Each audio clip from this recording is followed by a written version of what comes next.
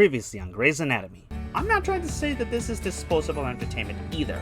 And what do I mean by this? Well, oh boy, I'm so sorry I have to do this, but you're gonna have to wait until the next part of this review for me to actually go into more detail. I know. And now we continue with the ever-growing expansion of Broken Promises.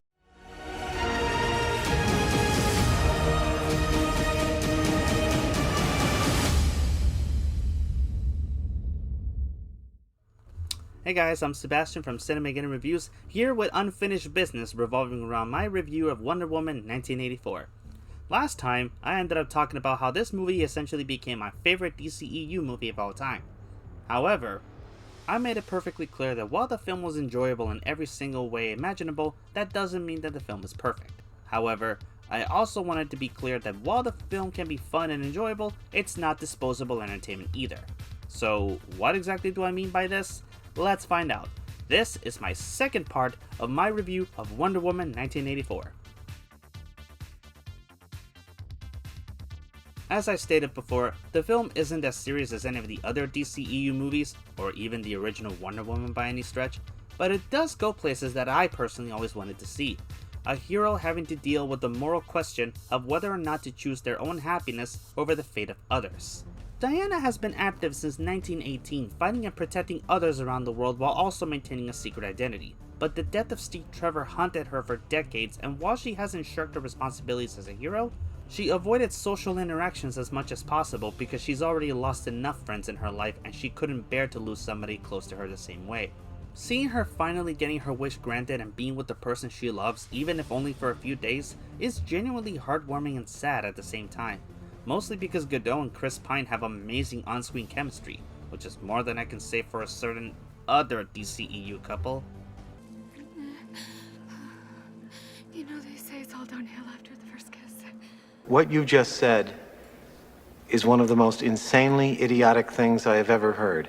However, much like the tragedy of Orpheus and Eurydice, her romance with Steve Trevor feels like Greek tragedy to me, especially considering the side effect of her wish and the ramifications that it has on the story. Remember how I said that the Dreamstone can grant the wishes of anyone who uses it at great personal cost? Diana's wish for Steve to come back comes at the cost of her powers, as she slowly descends from being metahuman to just being human. Both she and Steve are aware of this, and know that the only way for her to gain her powers back is either for the Dreamstone to be destroyed, which in this case would mean killing Maxwell Lord, or for the wish to be renounced by the person who made it, which for Diana is easier said than done. One very important scene that occurs during the beginning of the movie shows Diana taking part in an athletic event in Themyscira, and despite her age, she manages to excel, until a slip-off causes her to take a shortcut and get disqualified for cheating. The lesson being that anything worthwhile must be obtained honestly, and that to win under such conditions would be living a lie. Diana got her wish, but in exchange for Steve coming back to life, she would have to give up who she is in the process metaphorically, and in the case of her powers, quite literally. What blew me away more than anything is that the movie wasn't afraid to have Diana actually ponder that question instead of simply deciding that the fate of the world matters more than her own happiness. Say whatever you will about whether or not the DCU has faithfully portrayed any of its heroes on screen. I'm always in favor of updates on characters such as these, so long as what's being presented doesn't betray the concept of the character in question. Diana is struggling with the choice of having to give up her powers and immortality to live a normal life with the man that she loves, or sacrificing the happiness she holds dear in order to give the world a chance to let their dreams come true as well. Having had her wish granted brought Diana happiness, but both she and Steve come to the understanding that what they have is no more of a lie than the body Steve is currently possessing in order to make her wish a reality. By the end, her choice ultimately decides the fate of the world around her, and she is left devastated by that choice, as it took her decades for her to finally learn the hard lesson she was taught since she was a little girl. I don't care if the rest of the movie is silly or cliched. This is the kind of shit they make Broadway retellings of Greek mythology out of. That alone will warrant this being one of the best movies that DC has released in recent years. However,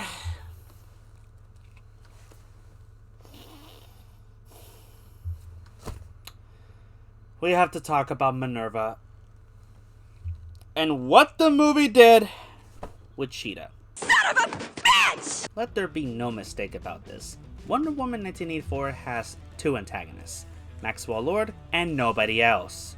Notice how I didn't use the word villain though, because despite the fact that he does terrible things throughout the movie, his villainous acts all come as a result of him being corrupted by the powers of the Dreamstone, since despite his slick businessman persona, he's really a con man trying to do everything in his power to get the kind of money and respect necessary to show his son that he's not a failure.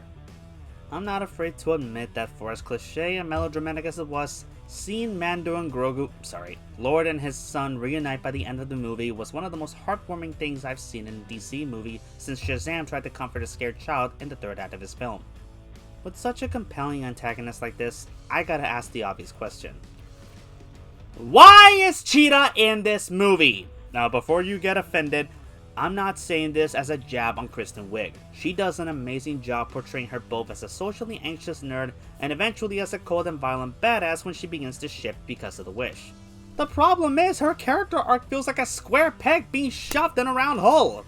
It just doesn't fit. She definitely serves a purpose throughout the beginning of the movie, but then she overstays her welcome because the movie insists on having her introduced as a villain so late in the fucking story. I'm not gonna talk about the CGI usage. To be honest, she looked like what Tom Hooper's cats would have looked like if they were animated by people that were not being treated like shit. But Cheetah in this movie feels almost like Black Widow in Iron Man 2. Superfluous and unnecessary. But where Black Widow was cool, sexy, and had Scarlett Johansson wearing a black jumpsuit that reminded me of the alien chicks from Dude, Where's My Car?, Cheetah had the unfortunate luck of having her big on-screen debut get hampered by a really lackluster and poorly fucking shot fight scene happening at night! You dumb fuck! What is it with expensive action movies and having big bombastic fight scenes happening at night? I get it's to save money on special effects, but if it didn't work in Game of Thrones, and it didn't work in The Hunger Games, and it didn't work in Godzilla, and it didn't work in the first Wonder Woman movie, why the fuck would it work here? Minerva is not a bad character, and with a bit more time to flesh her out, she could have had her big villainous debut be more special and meaningful. Instead, the movie wasted a very good villain by shoving her in a story where she serves very little purpose outside of the first act. And for a character like this, with a performance as wonderfully as this one was, that really fucking sucks. Overall, Wonder Woman 1984 was a fun, colorful, and enjoyable time. That while it can be cliche and overindulgent, especially with the villains, the film left a wonderful taste in my mouth that I'd be happy to taste over and over again, which is ironic considering that the film is no longer available for streaming.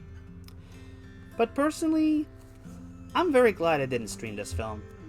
Wonder Woman 1984 is an escapist movie. Watching this at home, where many of us already feel like prisoners to the safety hazards that are plaguing the planet, would have taken away from that in my opinion. Now, for God's sake, don't think I'm saying risk your health and go outside and go to theaters. I'm not saying anything like that, because whether or not you want to see this film in theaters, I really don't think it's worth risking your health at this time. The vaccines are here, but they're not exactly available for everyone. I'm just saying. I am, however, saying that I was able to love Wonder Woman 1984 mainly because I watched it in the same way that the film was meant to be watched.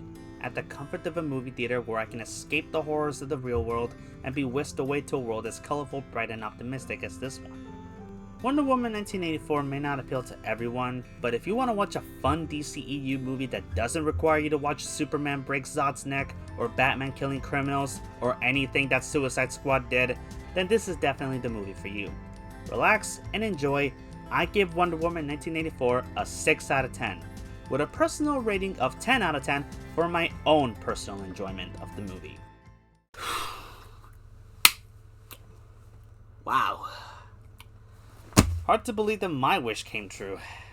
Though, if we're going by the monkey's paw logic that the movie establishes with the Dreamstone, what exactly do I have at great personal cost in exchange for this movie?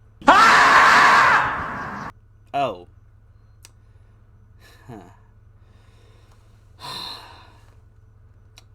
Well, guess you can't win them all. Oh well. I can handle this. It's not the worst thing that could happen. So, with this out of the way, what's next on the agenda? This is real, this is me. I'm exactly where I'm supposed to be.